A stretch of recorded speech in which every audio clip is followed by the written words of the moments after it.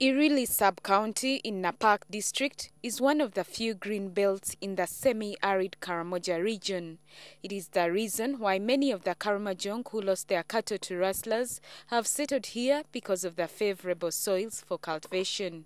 Despite this, the Napak district chairman says the area has not had a good harvest in about 5 years. Here I want to call government to come in and also other partners, because even now people who are cultivating, we used to have general food distribution by WFP, but now the program seems to have changed a bit.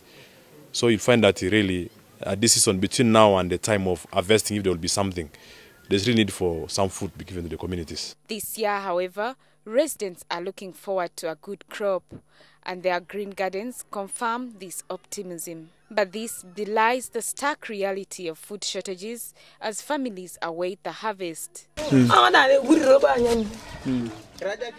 Karamoja, a mother of 7 children, barely has enough to feed her family. For now, they have to depend on the residues of sorghum left over from brewing local beer, acquired in exchange for firewood. I do have a garden, but it's a very small one. I have to do odd jobs in between, looking after my garden. This, plus the porridge she's making, is all they'll have for the day. Lamongini says many of her friends have had to go to Kampala due to lack of food at home, but says she's afraid to go herself. What would I do in Kampala if I went to Kampala? Among the people who made the journey when life became unbearable is John Angura. In 2009, he went with half his family to Kampala and has only just returned. Life was very difficult. We had nowhere to sleep and no beddings. Mosquitoes were torturing us. We had to stick together to survive. Today, Angura is settled and is waiting for his crops to mature. Many families here live on one meal a day, usually consisting of only porridge. This alone has sometimes forced parents to send their own children to Kampala streets to beg. For the past 50 years, Karamoja has had to depend on food handouts. In recent years, however, aid agencies have moved away from relief to providing more sustainable sources of food.